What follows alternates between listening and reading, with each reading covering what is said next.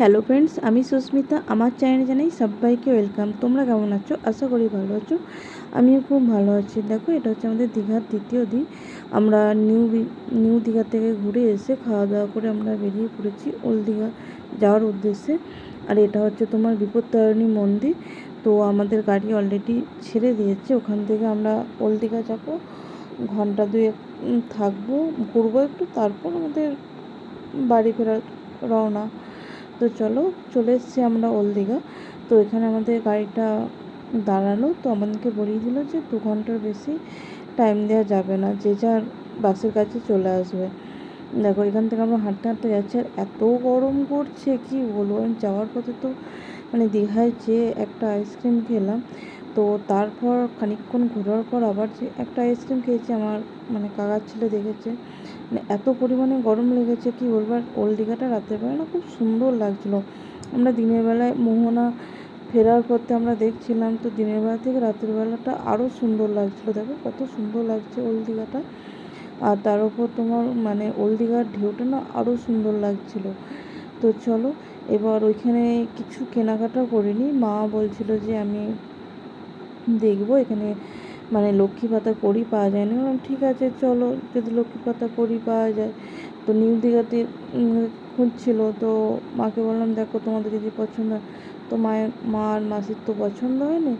দেখো, দোকানগুলো ঢুকেছিলাম, তো ওখান থেকে বেরিয়ে আমরা ওল্ড দীঘাতে চলে যাচ্ছি। আর এত গরম করছে যে আবার আমি দুটো আইসক্রিম খাওয়ার পর আবার আমি আইসক্রিম খেতে এসেছি। তো কুলফি খেতে এলাম, আর এত পরিমাণে গরম পড়ছে। এবার আমার দাদা যা বকুনি দিল, বলো রাতের বেলায় তুই দুটো আইসক্রিম অলরেডি খেয়েছিস, আবার তুই খেতে এসেছিস। কী বল, এত পরিমাণে গরম পড়ছে আর এত কষ্ট হচ্ছে কি বলবো। মা বলছে, ওই জন্যই বললাম বেশি ভারী ড্রেস পরার দরকার নেই, হালকা একটা জামা পর। বললাম ওল্ড দীঘা যাবে বললো, তো চলো এখানে ওল্ড দীঘাটা খুব সুন্দর লাগছিলো। তার উপর ঢেউটা। আমরা ওখানে গেলাম ঘন্টা দুয়েক মতো ছিল। আমরা যখন যাই তখন ফাঁকাই ছিল, সবসময় জমজমাট থাকে বৈকাল থেকে তোমার 10টা পর্যন্ত। আর আমরা ওখানে পৌঁছেছিলাম 11:30টায়। দোকানপাত্রে কিছু সামথিং কিছু ছিল।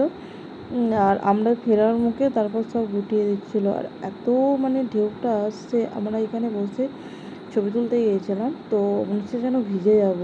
আর আমার ভয়ও লাগছে খুব। তারপর মামার ছেলেটা বলছে, দিদি চল ছবি তুলবো। বললাম না, যাবো না, আমার প্রচণ্ড ভয় করছে। বলে চল না। তারপর তোমার মা খুব বকুনি দিল, বলে তোদের কি প্রাণের ভয় নেই?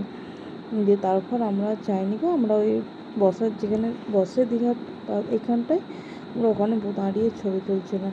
আর এখানে ঢেউটা এত সুন্দর লাগছে কি বলবো। নিউ দীঘার থেকে নিউ দীঘাতে তোমার রাত্রে খুব একটা বোঝা যায় না, ওখানে লাইট নেই সেরকম। আর ওল্ড দীঘাতে লাইটের আলোটা আছে, তো দারুণ লাগছে। আর নিউ দীঘাতে একটু অন্ধকার, যারা দোকানপাতেরই ব্যবসা করছে তারা নিয়ে বসেছে, একটু অন্ধকার লাগছে। আর এখানে কি বলতো, আমার একটা মাসির মেয়ে গিয়েছিলো, সে বলছে দি আমাকে একটা সেলফি তুলে দাও। বলছি দেখ না, যদি ভয় লাগে তাহলে নেম কর, সেলফি তুলে। আর এখানে বিশ্ব বাংলাটা লাইটের আলো খুব সুন্দর লাগছে। দেখো এত সুন্দর লাগছে, কী বলবো ওল্ড। আর এই সময়টা দীঘার পক্ষে ভালো। দীঘাতে তোমার ঘোরা, তারপর সময় কাটানো, 2 দিন বেশ ভালোই কেটেছে। আর ওল্ড দীঘাতে দারুণ লাগছিলো নিউ দীঘার থেকে। নিউ দীঘাটা কী বলো তো, অন্ধকার। যারা ব্যবসা করছে তারা শুধু লাইটের আলোয় বসে, আর লাইটের আর বাদবাকিটা এখানে যেমন তুমি সমুদ্রের ঢেউটা আলোয় উপভোগ করতে হবে, ওখানে সেরকম নয়। আর আমরা নিউ দীঘাতে রাত্রিবেলায় গিয়েছিলাম, অ্যাপ্রক্স 9টা 9:30 বেজে গিয়েছিলো। কেননা ঢেউসাগর, আরও সব ঢেউসাগর, তারপর বিজ্ঞান কেন্দ্র ঘুরতে ঘুরতে 9:30 বেজে। ওই জন্য রাত্রিবেলা বেশিক্ষণ থাকতে নেই। তো ওল্ড দীঘাতে এসে দারুণ লাগছিলো। ভিডিওটা ভালো লাগলে লাইক, কমেন্ট আর শেয়ার করবেন, পারলে একটা সাবস্ক্রাইব করে দেবেন।